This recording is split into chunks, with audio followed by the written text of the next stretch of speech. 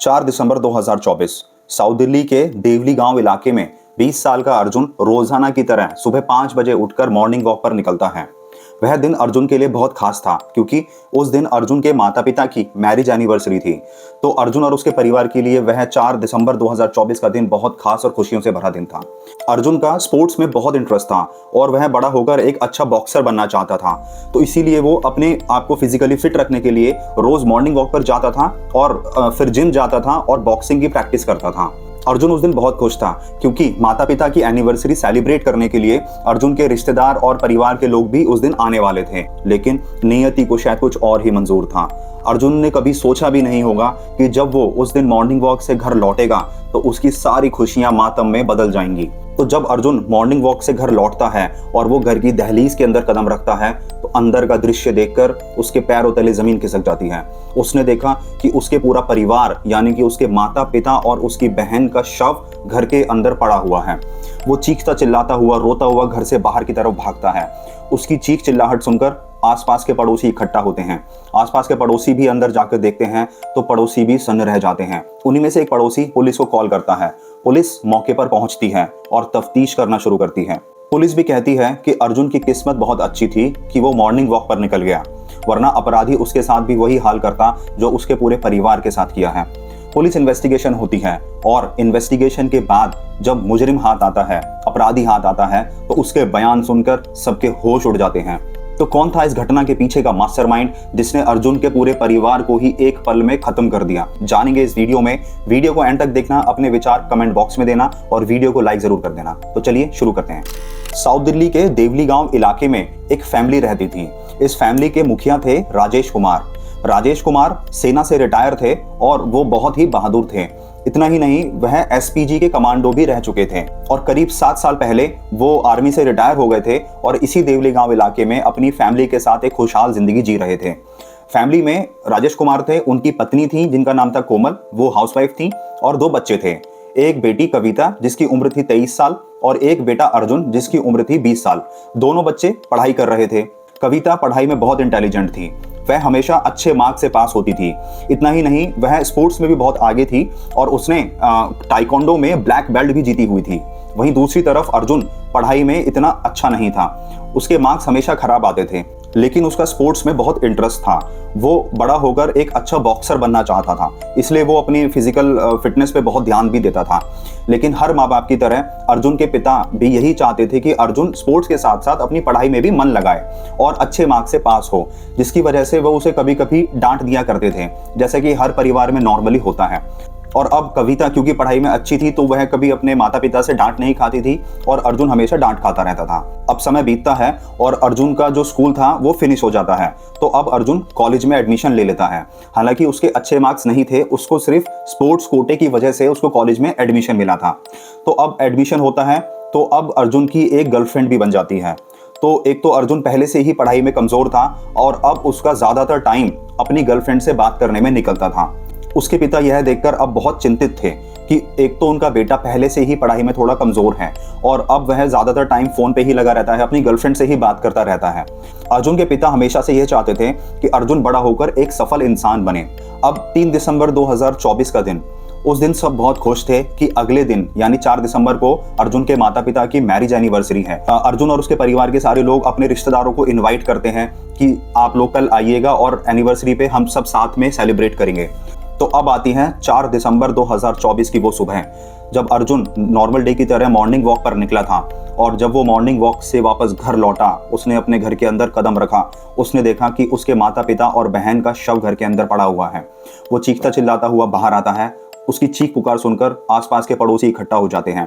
Police आती है, police investigate करती है। पुलिस भी यह कहती है कि अर्जुन की शायद किस्मत अच्छी थी कि अर्जुन मॉर्निंग वॉक पर निकल गया, वरना उसके साथ भी वही हाशिर होता जो इसके परिवार के साथ हुआ है। पुलिस अब इन्वेस्टिगेट करना शुरू करती है। वहाँ पुलिस की टीम, फॉरेंसिक की टीम और क्राइम की पूरी टीम वहाँ पे मौजूद थी।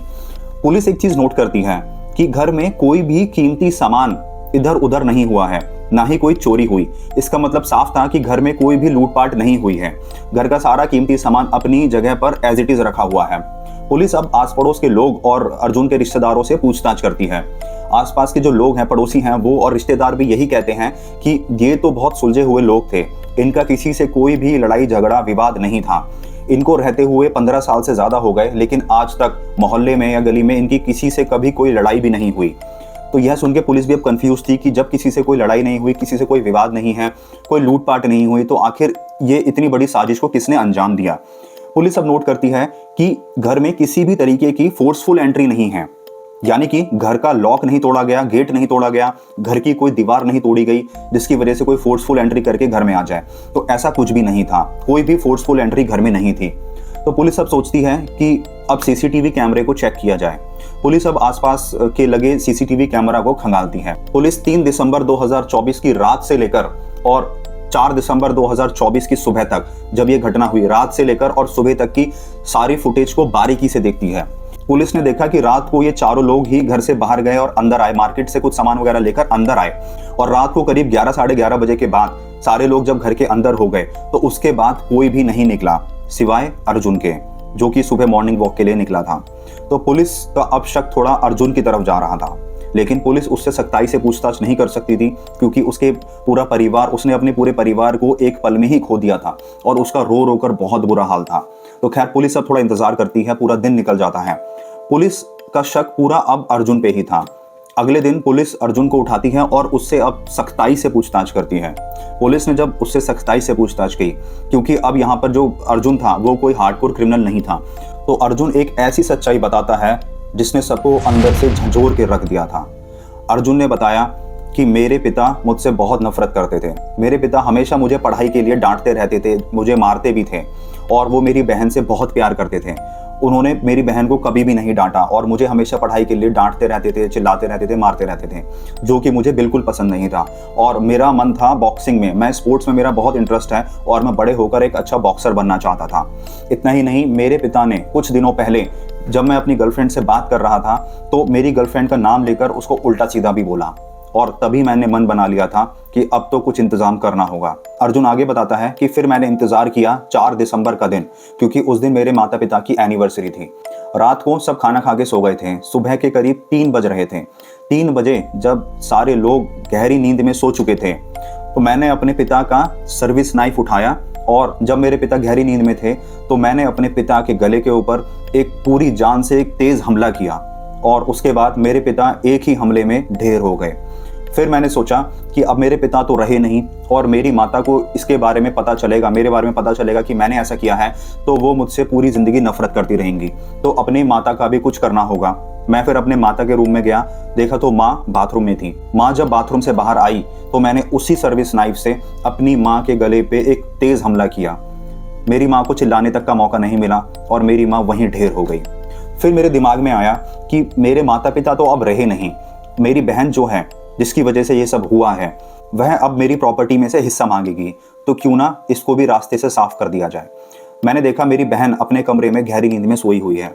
मैंने उसी सर्विस नाइफ से अपनी बहन के गले पे एक तेज हमला किया और मेरी बहन भी एक ही हमले में ढेर हो गई। और फिर मैंने उस चाकू को धोया और हमले के वक्त जो मेरे कपड़े लाल हो गए थे उनको मैंने सारे सामान को जिम बैग में भरा और सुबह सुबह बाहर का गेट लगाकर मॉर्निंग वॉक पर निकल गया। और फिर मैं सीधा गया संजय वन। संजय वन में मैंने ये सारे सामान को फेंका और फिर मैं घर वापस आया, और जिसके बाद मैंने एक्टिंग करी और चिल्लाना शुरू किया। दोस्तों, अर्जुन का यह कन्फेशन सुन के हर कोई अंदर से हिल चुका था। पुलिस ने तुरंत अर्जुन को गिरफ्तार कर लिया और अब ये केस साकेत कोर्ट में चल रहा है। दोस्तों, आपके माता पिता कैसे भी हैं, चाहे वो आपको डांटे या मारे भी, लेकिन वो आपके लिए कभी भी गलत नहीं सोच सकते। अर्जुन के पिता ने उसको इसीलिए डांटा और इसीलिए उसको पीटा भी कि जिससे कि उनका बेटा सुधर जाए, लेकिन अर्जुन ने अपने पिता की इस इंटेंशन को कभी नहीं समझा और गुस्से में आकर ऐसा जघन्य अपराध किया। तो दोस्तों, अपना ख्याल रखिए, अपने माता पिता का ख्याल रखिए। अगर वो आपको डांटते हैं तो इसमें आप ही की भलाई है। तो ऐसे ही ट्रू क्राइम स्टोरीज देखने के लिए वीडियो लाइक करके चैनल सब्सक्राइब कर दें, बेल आइकन प्रेस कर दें, जिससे नेक्स्ट वीडियो आपसे मिस ना हो।